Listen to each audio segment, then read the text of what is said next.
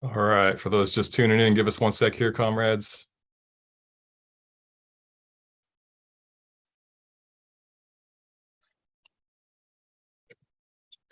Oh, great. All right, there we are. All right, give me 1 second here. Let me share the info. All right, for those just tuning in, give us 1 sec here, comrades. Gonna have an echo fest. Yeah, sorry. I think when I have the window open to double check it, Yeah. We get that kind of like double.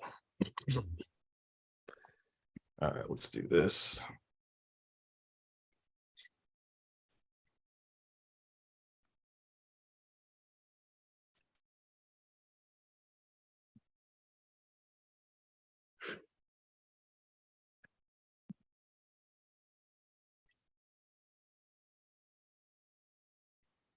We get that kind of like double. All right, let's do this.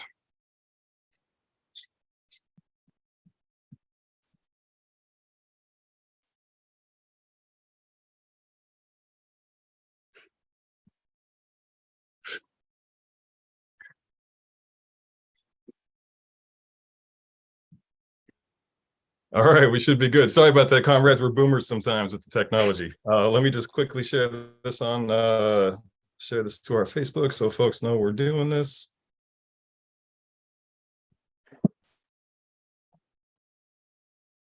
All right, let's go for it. We're a little bit late, so we apologize, comrades, but thank you everyone so much for joining us. Red Books Day is becoming quickly one of our favorite holidays, I think, at Peaceland and Bread. And it's fairly new. I think it's I think 2020 was the first year, and I think Leftward Books kicked it off, soon followed by the People's Forum and our comrades over at 1804 Books. And since then, it's become this really vibrant, beautiful international display of not only, comradely solidarity and working class and labor solidarity, but also, we joined together to celebrate the initial publishing 175 years to go today of the Communist Manifesto. So today, we did this last year. We read the Communist Manifesto last year. We had a great time doing it. We hope folks enjoyed it. This year, however, we thought we would read the two predecessor drafts to the Communist Manifesto, which is the Communist Confession of Faith and the Principles of Communism, both drafted by Frederick Engels in the year 1847. So give me just 1 second here to pull this up. The texts are really interesting. They're kind of a call and response type reading, questions and answers. So they're pretty interesting. And it's interesting also, I think, to see the sort of, where this came from and where the Communist Manifesto itself, which is a lot more clear and concise, the initial drafts, that sort of led to that. So, all right. Well, before we kick into it, let's maybe do a quick round of introductions. I'm Ben Stonke. I'm the editor here at Iskra Books and at Peaceland and Bread. I do all of our art, and I've been with the project since the onset. Yeah, I'll pass it off to Nate real quick. Yeah, hi, I'm Nate. One of the editors at Peaceland and Bread, alongside Ben, been around since the beginning. But otherwise, then pass it to Taylor. I'm Taylor Genovese. I'm one of the editors at Peaceland Bread and one of the authors at Iskra Books, the translation of Alexander Bogdanov's Art in the Working Class. Excited to do this with you guys. Awesome. Love the way you say that, Bogdanov's name. I've been saying it wrong this entire time. Though it's the Russian pronunciations, right? They're always stress on different syllables than we do in English. Absolutely. That sounds way better. All right, comrades. So just a really quick introduction on the on books we're going to be reading tonight, and then we'll launch directly into our reading. So in 1847, as mentioned, Engels wrote two draft programs for the Communist League in the form of a catechism. One in June and the other in October. The latter, which is known as the Principles of Communism, was first published in 1914. The earlier document, the draft of the Communist Confession of Faith, was only found in 1968. It was first published in 1969 in Hamburg, together with four other documents pertaining to the first Congress of the Communist League, in a booklet entitled The Founding Documents of the Communist League. And at the 1847 June Congress of the League of the Just, which was also the founding conference of the Communist League, it was decided to issue a draft Confession of Faith to be submitted for discussion to the sections of the League. The document which has now come to light is almost certainly this draft. Comparison between the two documents shows that the Principles of Communism is a revised edition of this earlier draft. In Principles of Communism, Engels left 3 questions unanswered, in 2 cases with the notation unchanged, and this clearly refers to the answers provided in the early draft. The new draft for the program was worked out by Engels on the instructions of the leading body of the Paris Circle of the Communist League. The instructions were decided on after Engels' sharp criticism at the committee meeting on October 22nd, 1847, of the draft program drawn up by the true socialist Moses Hess, which was then rejected. Still considering Principles of Communism as the preliminary draft, or as a preliminary draft, Engels expressed the view in a letter to Marx dated November 23rd, 24th, 1847, that it would be best to drop the old catechistic form and to drop a program in the form of a manifesto. Engels asked Marx to, and I quote here, think over the Confession of Faith a bit. I believe we had better drop the catechism form and call the thing Communist Manifesto, as more or less history has got to be related in it. The form it has been in hitherto is quite unsuitable. I'm bringing what I have done here with me, and it is in simple narrative form, but miserably worded in fearful haste.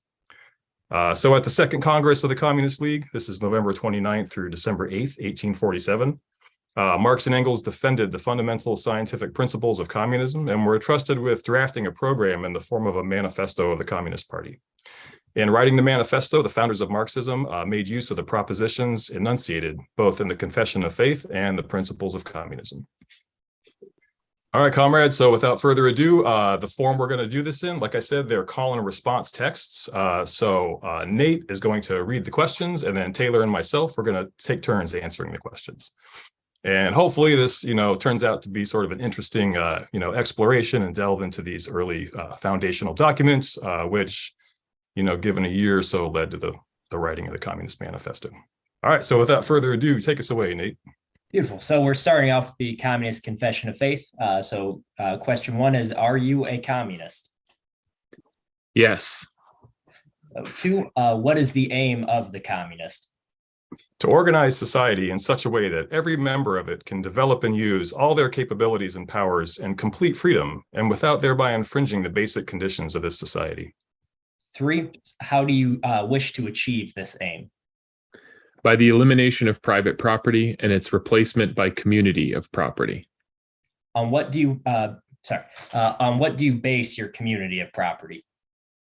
Firstly, on the mass of productive forces and means of subsistence resulting from the development of industry, agriculture, trade, and colonization, and on the possibility inherent in machinery, chemical, and other resources of their infinite extension.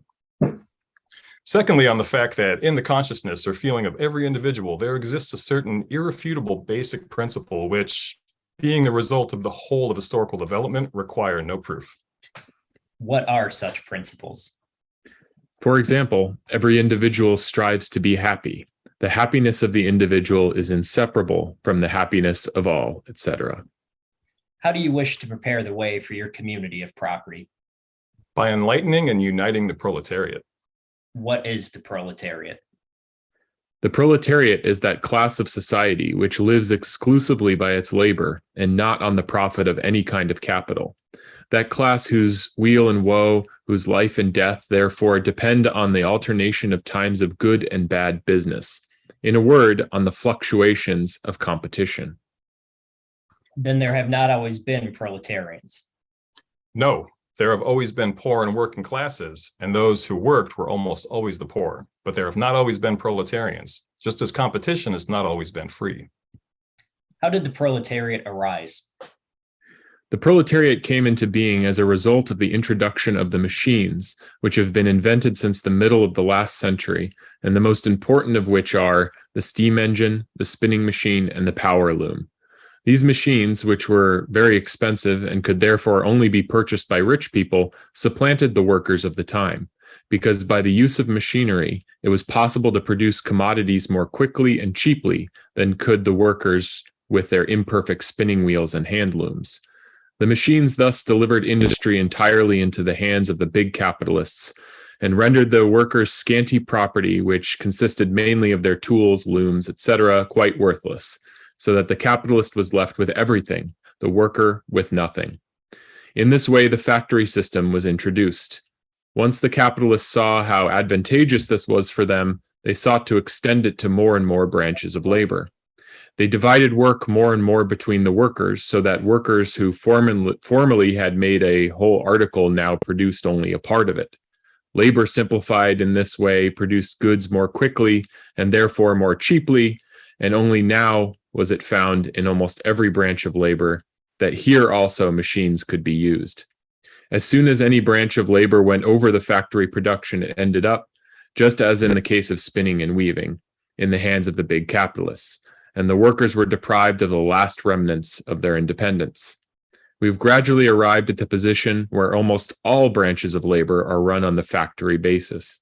This has increasingly brought about the ruin of the previously existing middle class, especially of the small master craftsmen, completely transformed the previous positions of the workers, and two new classes, which are gradually swallowing up all other classes, have come into being. Namely, one, the class of the big capitalists, who in all advanced countries are in almost exclusive possession of the means of subsistence and those means, machines, factories, workshops, etc., by which these means of substance are produced.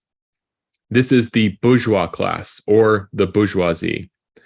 And two, the class of the completely propertyless, who are compelled to sell their labor to the first class, the bourgeois, simply to obtain from them in return their means of substance or subsistence.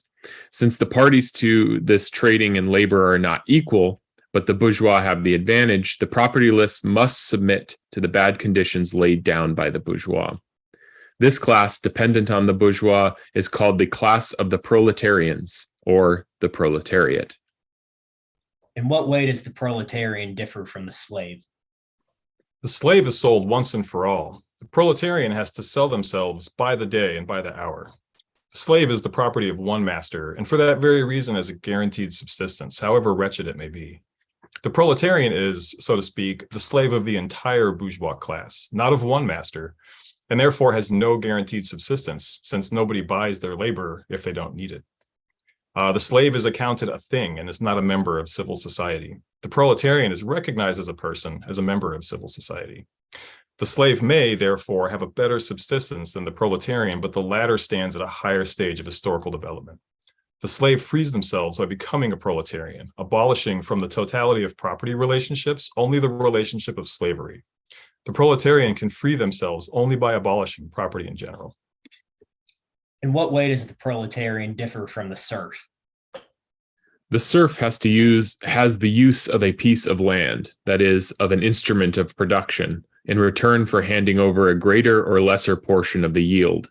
The proletarian works with instruments of production, which belong to someone else who, in return for their labor, hands over to them a portion determined by competition of the products. In the case of the serf, the share of the labor is determined by their own labor, that is, by themselves. In the case of the proletarian, it is determined by competition, therefore in the first place by the bourgeois. The serf has guaranteed subsistence, the proletarian has not. The serf frees themselves by driving out their feudal lord and becoming a property owner themselves, thus entering into competition and joining for the time being the possessing class, the privileged class. The proletarian frees themselves by doing away with property, competition, and all class differences. In what way does the proletarian differ from the handicraftsman? So as opposed to the proletarian, the so-called handicraftsman, who is still nearly everywhere during the last century and who still exists here and there, is at most a temporary proletarian. Their aim is to acquire capital for themselves and so to exploit other workers. They can often achieve this aim where the craft guilds still exist or where the freedom to follow a trade has not yet led to the organization of handiwork on a factory basis and to intense competition. But as soon as the factory system is introduced into handiwork and competition is in full swing, this prospect is eliminated and the handicraftsperson becomes more and more proletarian. The handicraftsperson or the handicraftsman therefore frees themselves either by becoming a bourgeois or, in general, passing over to the middle class, or by becoming a proletarian as the result of competition, as now happens in most cases, and joining the movement of the proletariat, that is, the more or less conscious communist movement. Then you do not believe that the community of property has been possible at any time? No, communism has only arisen since machinery and other inventions made it possible to hold out the prospect of an all-sided development, a happy existence for all members of society. Communism is a theory of liberation, a liberation which was not possible for the slaves, the serfs, or the handicrafts people, but only for the proletarians, and hence it belongs of the necessity to the 19th century and was not possible in any earlier period. Let me go back to the sixth question. As you wish to prepare for community of property by the enlightening and uniting of the proletariat, then you reject revolution? So we are convinced not only of the uselessness, but even of the harmfulness of all conspiracies. We are also aware that revolutions are not made deliberately and arbitrarily, but that everywhere and at all times they are necessary consequences of circumstances which are not in any way whatever dependent, either on the will or on the leadership of individual parties or of whole classes. But we also see that the development of the proletariat in almost all countries of the world is forcibly repressed by the possessing classes, and that, thus, a revolution is being forcibly worked for by the opponents of communism. If, in the end, the oppressed proletariat is thus driven into a revolution, then we will defend the cause of the proletariat just as well by our deeds as now by our words. Do you intend to replace the existing social order by community of property at one stroke? We have no such intention. The development of the masses cannot be ordered by decree. It is determined by the development of the conditions in which these masses live, and therefore proceeds gradually. How do you think the transition from the present situation to community of property is to be effected? The first fundamental condition for the introduction of community of property is the political liberation of the proletariat through a democratic constitution. What will be your first measure once you have established democracy? Guaranteeing the subsistence of the proletariat. And how will you do this? One, by limiting private property in such a way that it gradually prepares the way for its transformation into social property. That is by progressive taxation, limitation of the right of inheritance in favor of the state, so on and so on. Two, by employing workers in national workshops and factories and on national estates. And three, by educating all children at the expense of the state. How will you arrange this kind of education during this period of transition? All children will be educated in state establishments from the time when they can do without the first maternal care. Will not the introduction of community of property be accompanied by the proclamation of the community of women? By no means. We will only interfere in the personal relationship between men and women, or with the family in general, to the extent that the maintenance of the existing institution would disturb the new social order. Besides, we are well aware that the family relationship has been modified in the course of history by the property relationships and by periods of development, and that consequently, the ending of private property will have a most important influence on it. Will nationalities continue to exist under communism? The nationalities of the peoples who join together according to the principle of community will be just as much compelled by this union to merge with one another and thereby supersede themselves as the various differences between estates and classes disappear through the superseding of their basis, private property. Do communists reject existing religions?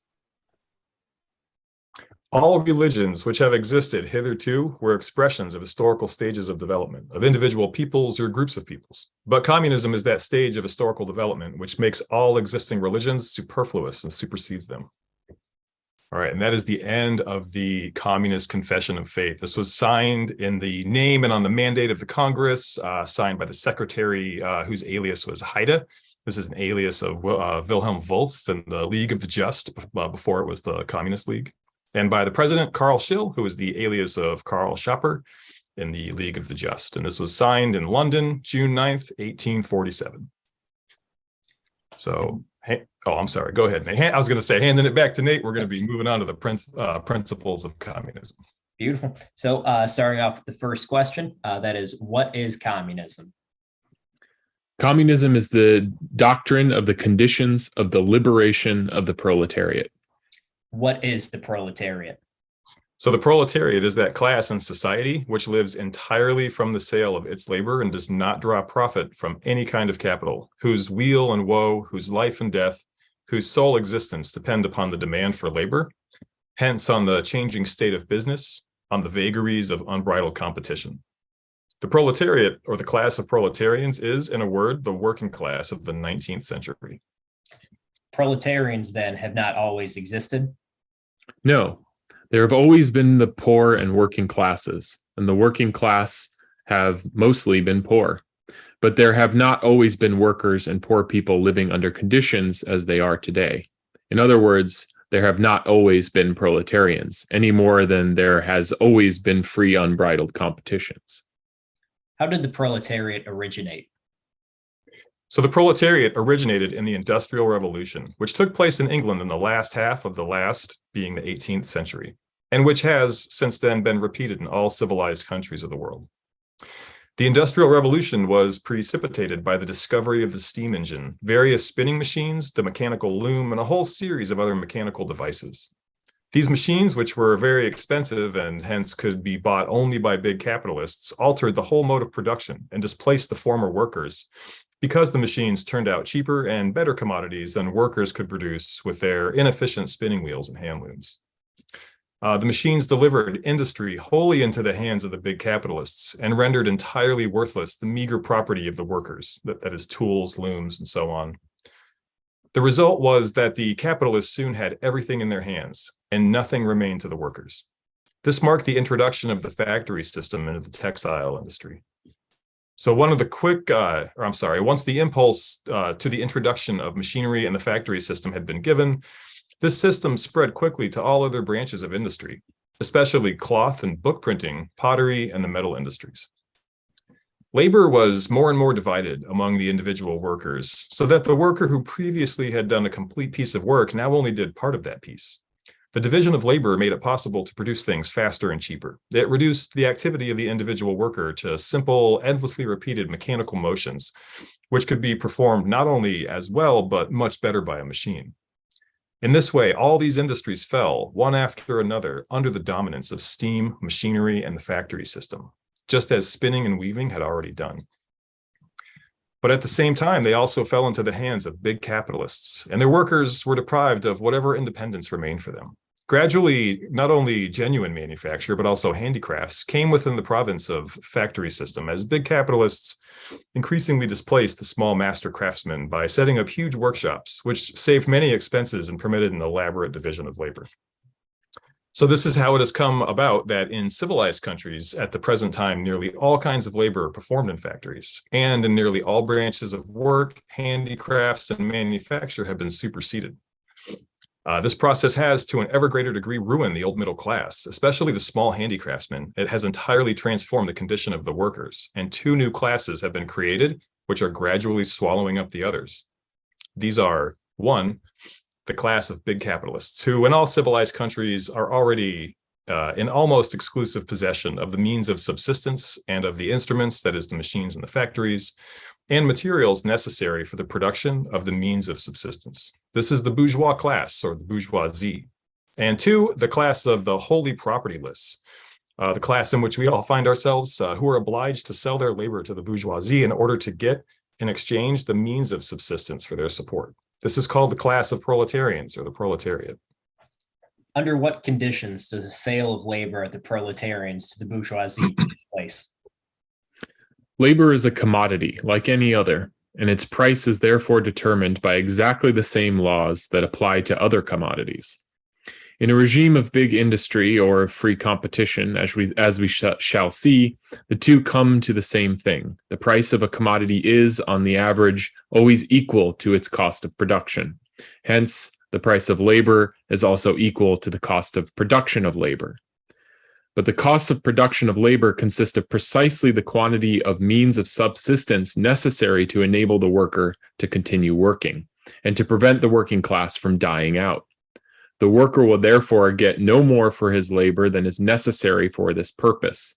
The price of labor, or the wage, will, in other words, be the lowest, the minimum required for the maintenance of life. However, since business is sometimes better and sometimes worse, it follows that the worker sometimes gets more, sometimes gets less for his commodities, or their commodities. But then, just as the industrialist, on the average of good times and bad, gets no more and no less for their commodities than what they cost, similarly, on the average, the worker gets no more and no less than their minimum. This economic law of wages operates the more strictly the greater the degree to which big industry has taken possession of all branches of production. What working classes were there before the Industrial Revolution?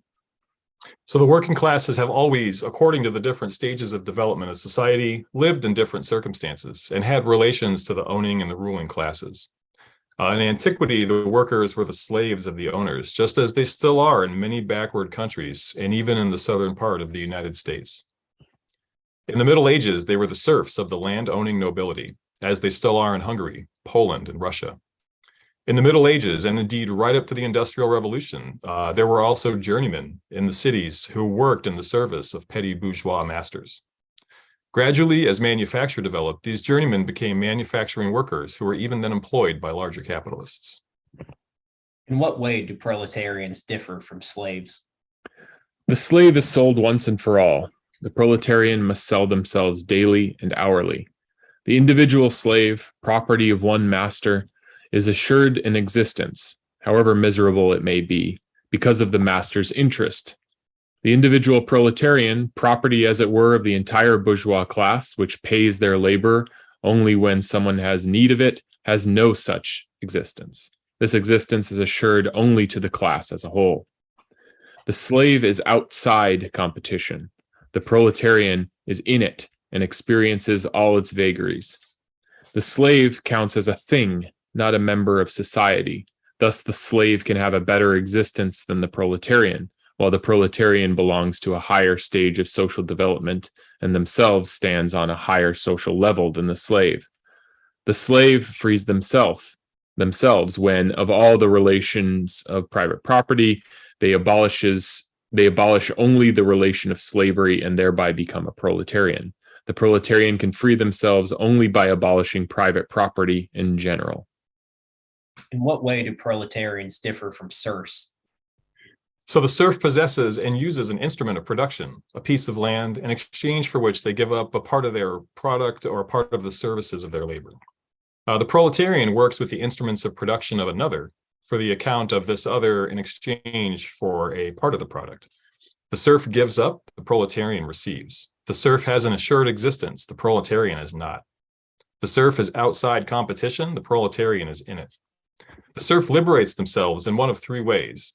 Either they run away to the city and there become a handicraftsman, or instead of products and services, they give money to their lord and thereby become a free tenant, or they overthrow their feudal lord and themselves become a property owner. In short, by one route or another, they get into the owning class and enter into competition. The proletarian liberates themselves by abolishing competition, private property, and all class differences. In what way do proletarians differ from handicrafts people? In contrast to the proletarian, the so-called handicrafts people, as they still existed almost everywhere in the past, that is the 18th century, and still exist here and there at present, is a proletarian at most temporarily. Their goal is to acquire capital themselves, wherewith to exploit other workers. They can often achieve this goal where guilds still exist or where freedom from guild restrictions has not yet led to the introduction of factory-style methods into the crafts, nor yet to fierce competition. But as soon as the factory system has been introduced into the crafts and competition flourishes fully, this perspective dwindles away and the handicrafts person becomes more and more a proletarian. The handicrafts person therefore frees themselves by becoming either bourgeois or entering the middle class in general, or becoming a proletarian because of competition, as is now more often the case. In which case, they can free themselves by joining the proletarian movement. In other words, the more or less the communist movement. In what ways do proletarians differ from manufacturing workers? So the manufacturing worker of the 16th to the 18th centuries still had, with but few exception, an instrument of production to their own possession. Their loom, the family spinning wheel, a little plot of land, which they cultivate in their spare time. The proletarian has none of these things. The manufacturing worker almost always lives in the countryside and in a more or less patriarchal relation to their landlord or employer. The proletarian lives, for the most part, in the city, and their relation to their employer is purely a cash relation. The manufacturing worker is torn out of their patriarchal relation by big industry, loses whatever property they still have, and in this way, they become a proletarian. What were the immediate consequences of the Industrial Revolution and of the division of society into bourgeoisie and proletariat? First, the lower and lower prices of industrial products brought by the machine labor totally destroyed in all countries of the world the old system of manufacture or industry based on hand labor. In this way, all semi-barbarian countries, which had hitherto been more or less strangers to historical development and whose industry had been based on manufacture, were violently forced out of their isolation. They bought the cheaper commodities of the English and allowed their own manufacturing workers to be ruined.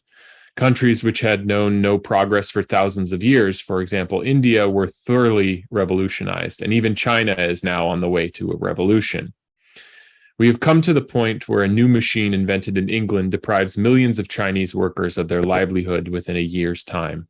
In this way, big industry has brought all the people of the earth into contact with each other, has merged all local markets into one world market, has spread civilization and progress everywhere, and has thus ensured that whatever happens in civilized countries will have repercussions in all other countries. It follows that if the workers of England or France now liberate themselves, this must set off revolution in all other countries. Revolutions which, sooner or later, must accomplish the liberation of their respective working class. Second, wherever big industries displaced manufacture, the bourgeoisie developed in wealth and power to the utmost and made itself the first class of the country. The result was that wherever this happened, the bourgeoisie took political power into its own hands and displaced the hitherto ruling classes, the aristocracy, the guild masters, and their representative, the absolute monarchy. The bourgeoisie annihilated the power of the aristocracy, the nobility, by abolishing the entailment of estates, in other words, by making landed property subject to purchase and sale, and by doing away with the special privileges of the nobility. It destroyed the power of the guild masters by abolishing guilds and handicraft privileges. In their place, it put competition, that is, a state of society in which everyone has the right to enter into any branch of industry, the only obstacle being a lack of the necessary capital. The introduction of free competition is thus public declaration from now on the members of society are unequal only to the extent that their capitals are unequal, that capital is the decisive power, and that therefore the capitalists, the bourgeoisie, have become the first class in society. Free competition is necessary for the establishment of big industry because it is the only condition of society in which big industry can make its way. Having destroyed the social power of the nobility and the guild masters, the bourgeois also destroyed their political power. Having raised itself to the actual position of first class in society, it proclaims itself to be only the dominant political class. This it does through the introduction of the representative system, which rests on bourgeois equality before the law and the recognition of free competition, and in European countries takes the form of constitutional monarchy. In these constitutional monarchies, only those who possess a certain capital are voters, that is to say, only members of the bourgeoisie. These bourgeois voters choose the deputies, and these bourgeois deputies, by using their right to refuse to vote taxes, choose a bourgeois government. Third, everywhere the proletariat develops in step with the bourgeoisie. In proportion as the bourgeoisie grows in wealth, the proletariat grows in numbers. For since the proletarians can be employed only by capital, and since capital extends only through employing labor, it follows that the growth of the proletariat proceeds at precisely the same pace as the growth of capital. Simultaneously, this process draws members of the bourgeoisie and proletarians together into the great cities where industry can be carried on most profitably, and by thus throwing great masses in one spot, it gives the proletarians a consciousness of their own strength. Moreover, the further this process advances, the more new labor-saving machines are invented, the greater is the pressure exercised by big industry on wages, which, as we have seen, sink to their minimum and therewith render the condition of the proletariat increasingly unbearable. The growing dissatisfaction of the proletariat thus joins with its rising power to prepare a proletarian social revolution. What were the further consequences of the Industrial Revolution? So big industry created in the steam engine and other machines the means of endlessly expanding industrial production, speeding it up and cutting its costs. With production thus facilitated, the free competition, which is necessarily bound up with big industry, assumed the most extreme forms. A multitude of capitalists invaded industry, and in a short while, more was produced than was needed. As a consequence, finished commodities could not be sold, and a so-called commercial crisis broke out. Factories had to be closed, their owners went bankrupt, and the workers were without bread. Deepest misery reigned everywhere. And after a time, the superfluous products were sold, the factories began to operate again, wages rose, and gradually business got better than ever. But it was not long before too many commodities were again produced and a new crisis broke out, only to follow the same course as its predecessor. So ever since the beginning of this 19th century, the condition of industry has constantly fluctuated between periods of prosperity and periods of crisis. Nearly every 5 to 7 years, a fresh crisis has intervened, always with the greatest hardship for workers and always accompanied by a general revolutionary stirring and the direct peril to the whole existing order of things. What follows from these periodic commercial crises? First, that though big industry in its earliest stage created free competition, it has now outgrown free competition. That for big industry, competition and generally the individualistic organization of production have become a fetter which it must and will shatter. That so long as big industry remains on its present footing, it can be maintained only at the cost of general chaos every 7 years, each time threatening the whole of civilization and not only plunging the proletarians into misery, but also ruining large sections of the bourgeoisie. Hence, either that big industry must itself be given up, which is an absolute impossibility, or that it makes unavoidably necessary an entirely new organization of society in which production is no longer directed by mutually competing individual industrialists, but rather by the whole society operating according to a definite plan and taking account of the needs of all. Second, that big industry and the limitless expansion of production which it makes possible bring within the range of feasibility a social order in which so much is produced that every member of society will be in a position to exercise and develop all their powers and faculties in complete freedom. It thus appears that the very qualities of big industry, which in our present day society produce misery and crises, are those which in a different form of society will abolish this misery and these catastrophic depressions. We see with the greatest clarity two things. One, that all these evils are from now on to be ascribed solely to the social order which no longer corresponds to the requirements of the real situation. And two, that it is possible through a new social order to do away with these evils altogether. What will this new social order have to be like? So above all, it will have to take control of industry and of all branches of production. It will have to take control of those out of the hands of mutually competing individuals and instead institute a system in which all those branches of production are operated by society as a whole. That is, for the common account, according to a common plan and with the participation of all members of society. So it will, in other words, abolish competition and replace it with association. Moreover, since the management of industry by individuals necessarily implies private property, and since competition is in reality merely the manner and form in which the control of industry by private property owners expresses itself, it follows then that private property cannot be separated from competition and that individual management of industry. Private property must therefore be abolished, and in its place must come the common utilization of all instruments of production and the distribution of all products according to common agreement. In a word, what is called the communal ownership of goods. In fact, the abolition of private property is doubtless the shortest and most significant way to characterize the revolution and the whole social order which has been made necessary by the development of industry, and for this reason is rightly advanced by communists as their main demand. Was not the abolition of private property possible at an earlier time? No, Every change in the social order, every revolution in property relations is the necessary consequence of the creation of a new forces of production which no longer fit into the old property relations. Private property has not always existed. When, towards the end of the Middle Ages, there arose a new mode of production which could not be carried on under the then existing feudal and guild forms of property, this manufacture, which had outgrown the old property relations, created a new property form, private property. And for manufacture and the earliest stage of development of big industry, private property was the only possible property form.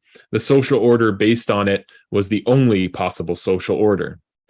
So long as it is not possible to produce so much that there is enough for all, with more left over for expanding the social capital and extending the forces of production, so long as this is not possible, there must always be a ruling class directing the use of society's productive forces, and a poor, oppressed class.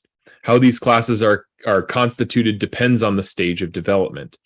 The agrarian Middle Ages give us the baron and the serf. The cities of the later Middle Ages show us the guildmaster and the journeyman and the day laborer. The 17th century has its manufacturing workers. The 19th has big factory owners and proletarians. It is clear that up until now, the forces of production have never been developed to the point where enough could be developed for all, and that private property has become a fetter and a barrier in relation to the further development of the forces of production.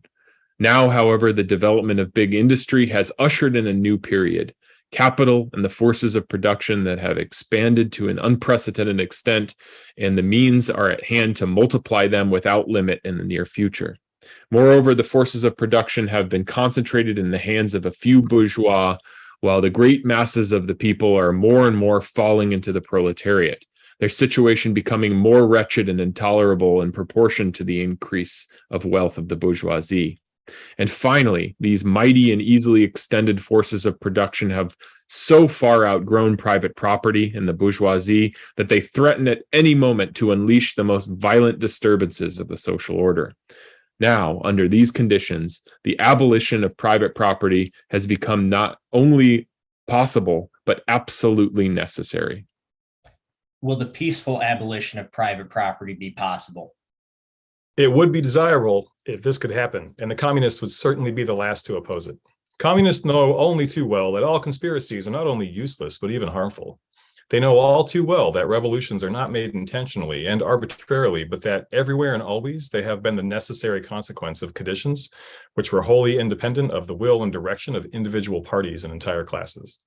But they also see the development of the proletariat in nearly all civilized countries.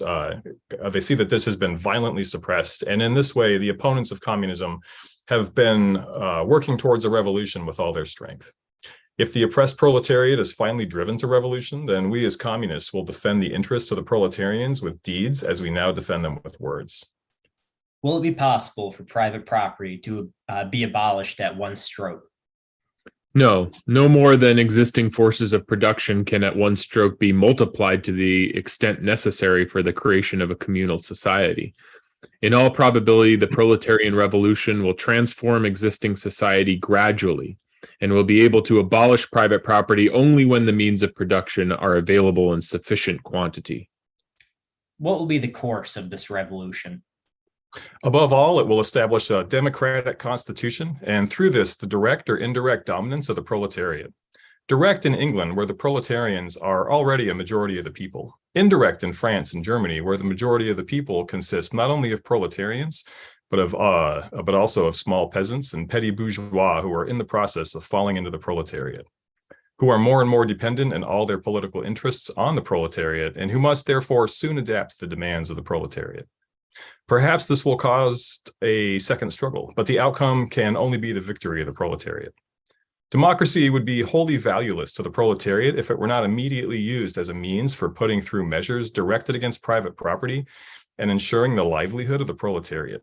The main measures emerging as the necessary result of the existing conditions are the following. 1. Limitation of private property through progressive taxation, heavy inheritance taxes, abolition of inheritance through collateral lines, brothers, nephews, and so on, forced loans, and etc. Two, the gradual expropriation of landowners, industrialists, railroad magnates, and ship owners, partly through competition by state industry, partly directly through compensation in the form of bonds. Three, confiscation of the possessions of all immigrants and rebels against the majority of the people.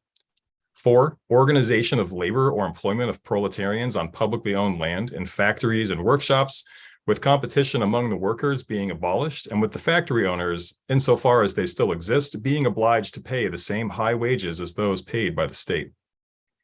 Five, an equal obligation of all members of society to work until such time as private property has been completely abolished. Formation of industrial armies, especially for agriculture, and so on. Six, centralization of money and credit in the hands of the state through a national bank, with state capital and the suppression of all private banks and bankers. Seven, increase in the number of national factories, workshops, railroads, ships, bringing new lands into cultivation and improvement of land already under cultivation, all in proportion to the growth of the capital and labor force at the disposal of the nation. Eight, education of all children from the moment they can leave their mother's care in national establishments at national cost, education and production together. Nine, construction on public lands of great places as communal dwellings for associated groups of citizens engaged in both industry and agriculture, and combining in their way of life the advantages of urban and rural conditions while avoiding the one-sidedness and drawbacks of each. 10, destruction of all unhealthy and jerry-built dwellings in urban districts. 11, equal inheritance rights for children born in and out of wedlock. 12, concentration of all means of transportation into the hands of the nation. So it is impossible, of course, to carry out all these measures at once, but one will always bring others in its wake. Once the first radical attack on private property has been launched, the proletariat will find itself forced to go even further, to concentrate increasingly into the hands of the state all capital, all agriculture, all transport, all trade. All the foregoing measures are directly are directed towards this end, and they will become practicable and feasible, capable of producing their centralizing effects to precisely the degree that the proletariat, through its labor, multiplies the country's productive forces. And finally, when all capital, all production, all exchange have been brought together in the hands of the nation, private property will disappear of its own accord. Money will become superfluous, and production will so expand and humanity so change that society will be able to slough off whatever of its old economic habits may remain. Will it be possible for this revolution to take place in one country alone? No. By creating the world market, big industry has already brought all the peoples of the earth, and especially the civilized peoples, into such close relation with one another that none is independent of what happens to the others. Further, it has coordinated the social development of the civilized countries to such an extent that in all of them, bourgeoisie and proletariat have become the decisive classes, and the struggle between them the great struggle of the day. It follows that the communist revolution will not merely be a national phenomenon, but will take place simultaneously in all civilized countries, that is to say, at least in England, America, France, and Germany. It will become in each of these countries more or less rapidly, according as one country to the other is more developed industry, greater wealth, a more significant mass of productive forces. Hence, it will go slowest and will meet most obstacles in Germany, most rapidly and with fewest difficulties in England. It will have a powerful impact on the other countries of the world and will radically alter the course of development which they have followed up until now, while greatly stepping up its pace. It is a universal revolution and will accordingly have a universal range. What will be the consequences of the ultimate disappearance of private property? So society will take all forces of production and means of commerce, as well as the exchange and distribution of products, out of the hands of private capitalists, and will manage them in accordance with a plan based on the availability of resources and the needs of the whole society. In this way, most important of all, the evil consequences which are now associated with the conduct of big industry will be abolished. There will be no more crises. The expanded production, for which the present order of society is overproduction and hence a prevailing cause of misery, will then be insufficient and in need of being expanded much further. Instead of generating misery, overproduction will reach beyond the elementary requirements of society to assure the satisfaction of the needs of all. It will create new needs and, at the same time, the means of satisfying them. It will become the conditions of and the stimulus to new progress, which will no longer throw the whole social order into confusion, as progress has always done in the past. Big industry, freed from the pressure of private property, will undergo such an expansion that that what we see now will seem as petty in comparison as manufacture seems when put beside the big industry of our own day. This development of industry will make available to society a sufficient mass of products to satisfy the needs of everyone. The same will be true of agriculture, which also suffers from the pressure of private property and is held back by the division of privately owned land into small parcels. Here, existing improvements and scientific procedures will be put into place with a resulting leap forward, which will assure to society all the products it needs.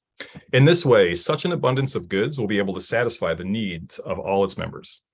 The division of society into different mutually hostile classes will then become unnecessary. Indeed, it will become not only unnecessary, but intolerable in this new social order. The existence of classes originated in the division of labor, and the division of labor, as it has been known up to the present, will completely disappear.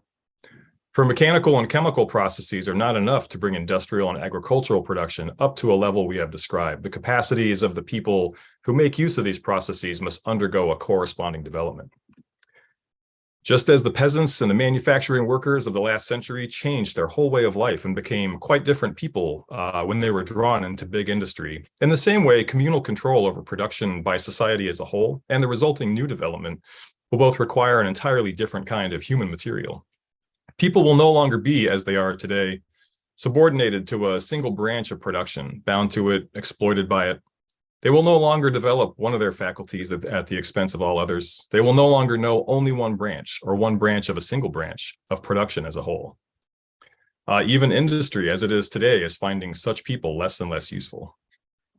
Industry controlled by society as a whole and operated according to a plan presupposes well-rounded human beings, their faculties developed in balanced fashion, able to see the system of production in its entirety. The form of the division of labor, which makes one a peasant, another a cobbler, a third a factory worker, a fourth a stock market operator, has already been undermined by machinery and will completely disappear. Education will enable young people to quickly familiarize themselves with the whole system of production and to pass from one branch of production to another in response to the needs of society or their own inclinations. It will therefore free them from the one-sided character, which the present day division of labor impresses upon every individual. Communist society will, in this way, make it possible for its members to put their comprehensively developed faculties to full use. But when this happens, classes will necessarily disappear. It follows that society organized on a communist basis is incompatible with the existence of classes, on the one hand, and that the very building of such a society provides the means of abolishing class differences on the other. So a corollary of this is that the differences between city and country are destined to disappear. The management of agriculture and industry by the same people rather than by two different classes of people is, if only for purely material reasons, a necessary condition of communist association. The dispersal of the agricultural population on the land, alongside the crowding of the industrial population into the great cities, is a condition which corresponds to an undeveloped state of both agriculture and industry, and can already be felt as an obstacle to further development. The general cooperation of all members of society for the purpose of planned exploitation of the forces of production, the expansion of production to the point where it will satisfy the needs of all, the abolition of a situation in which the needs of some are satisfied at the expense of the needs of others, the complete liquidation of classes and their conflicts, the rounded development of the capacities of all members of society through the elimination of the present division of labor, through industrial education, through engaging in varying activities, through the participation by all and the enjoyments produced by all, through the combination of city and country, these are the main consequences of the abolition of private property. What will be the influence of communist society on the family? It will transform the relations between the sexes into a purely private matter, which concerns only the persons involved and into which society has no occasion to intervene. It can do this since it does away with private property and educates children on a communal basis, and in this way removes the two bases of traditional marriage, the dependence rooted in private property of the woman on the man and of the children on the parents. And here is the answer to the outcry of the highly moral Philistines against the community of women. Community of women is a condition which belongs entirely to bourgeois society and which today finds its complete expression in prostitution. But prostitution is based on private property and falls with it. Thus, communist society, instead of introducing community of women, in fact, abolishes it. What will be the attitude of communism to existing nationalities? The nationalities of the peoples associating themselves in accordance with the principle of community will be compelled to mingle with each other as a result of this association and thereby to dissolve themselves, just as the various estate and class distinctions must disappear through the abolition of their basis, private property. What will be its attitude to existing religions? All religions so far have been the expression of historical stages of development of individual peoples or groups of peoples. But communism is the stage of historical development which makes all existing religions superfluous and brings about their disappearance. How do communists differ from socialists? So the so-called socialists are divided into three categories. First, reactionary socialists. This first category consists of adherents of a feudal and patriarchal society which has already been destroyed and is still daily being destroyed by big industry and world trade and their creation, bourgeois society. This category concludes from the evils of existing society that feudal and patriarchal society must be restored because it was free of such evils. In one way or another, all their proposals are directed towards this end. This category of reactionary socialists, for all their seeming partisanship and their scalding tears for the misery of the proletariat, is nevertheless energetically opposed by the communists for the following reasons. One, it strives for something which is entirely impossible. Two, it seeks to establish the rule of the aristocracy, the guildmasters, the small producers, and their retinue of absolute or feudal monarchs, officials, soldiers, and priests, a society which was, to be sure, free of the evils of present-day society, but which brought it at least as many evils without even offering to the oppressed workers the prospects of liberation through a communist revolution. And three, as soon as the proletariat becomes revolutionary and communist, these reactionary socialists show their true colors by immediately making common cause with the bourgeoisie against the proletarians. And second, we have the bourgeois socialists. The second category consists of adherents of present-day society who have been frightened for its future by the evils to which it necessarily gives rise. What they want, therefore, is to maintain this society while getting rid of the evils which are an inherent part of it. To this end, some propose mere welfare measures, while others come forward with grandiose systems of reform, which, under the pretense of reorganizing society, are in fact intended to preserve the foundations and hence the life of the existing society. Communists must unremittingly struggle against these bourgeois socialists because they work for the enemies of communists and protect the society which communists aim to overthrow. And finally, democratic socialists. Finally, the third category consists of democratic socialists who favor some of the same measures as communists advocate, as described in question 18, not as part of the transition to communism, however, but as measures which they believe will be sufficient to abolish the misery and evils of present-day society. These democratic socialists are either proletarians who are not yet sufficiently clear about the conditions of liberation of their class, or they are representatives of the petty bourgeoisie, a class which, prior to the achievement of democracy and the socialist measures to which it gives rise, has many interests in common with the proletariat. It follows that in moments of action, the communists will have to come to an understanding with these democratic socialists, and in general, to follow as far as possible a common policy with them, provided that these socialists do not enter into the service of the ruling bourgeoisie and attack the communists. It is clear that this form of cooperation and action does not exclude the discussion of differences. What is the attitude of the communists to the other political parties of our time? This attitude is different in the different countries. In England, France, and Belgium, where the bourgeoisie rules, the communists still have a common interest with the various democratic parties, an interest which is all the greater the more closely the socialistic measures they champion approach the aims of the communists. That is, the more clearly and definitely they represent the interests of the proletariat, and the more they depend on the proletariat for support. In England, for example, the working class Chartists are infinitely closer to the communists than the democratic petty bourgeoisie or the so-called radicals. In America, where a democratic constitution has already been established, the communists must make the common cause with the party which will turn this constitution against the bourgeoisie and use it in the interests of the proletariat, that is, with the agrarian national reformers. In Switzerland, the radicals, though a very mixed party, are the only group with which the communists can cooperate, and among the radicals, the Vaudois are the most advanced. In Germany, finally, the decisive struggle now on the order of the day is that between the bourgeoisie and the absolute monarchy. Since the communists cannot enter upon the decisive struggle between themselves and the bourgeoisie until the bourgeoisie is in power, it follows that it is in the interest of the communists to help the bourgeoisie to power as soon as possible in order the sooner to be able to overthrow it.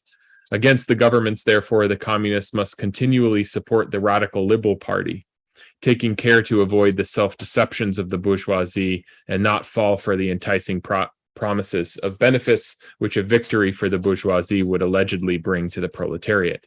The sole advantages which the proletariat would derive from a bourgeois victory would consist of two things. One, in various concessions which would facilitate the unification of the proletariat into a closely knit, battle-worthy, and organized class.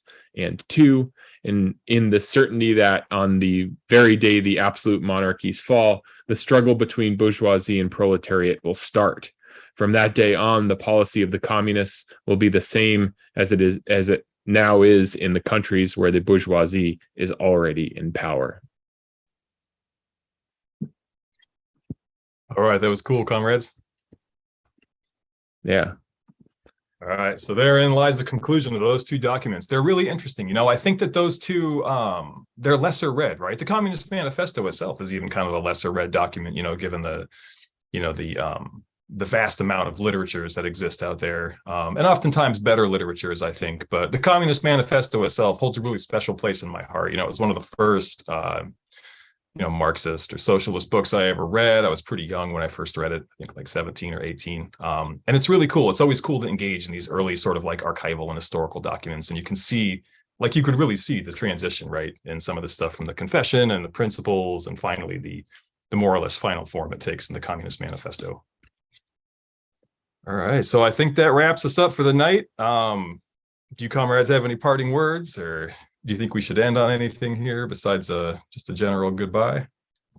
No, do you want to plug our version of the Communist Manifesto that's going to be coming out from ISKR? I do want to plug that. Yeah, absolutely. Yeah, we announced that today through the social media. Really excited to announce, you know, we have a lot in our plates. I think we have currently over at ISKR Books, we have something like 13 publications in active, production right now. And we get really busy. And there's this thing that I do, I think as communists, right? We're all very dedicated to the struggle, and we work a lot for the struggle. But I do this thing that I like to call like cheat working, where it's like to take a break from one project, I'll relax by working on another project. And for the past, couple of months, that project has been this Illustrated Communist Manifesto. And we're super excited to announce it today, on the 175th anniversary of its initial publication in German.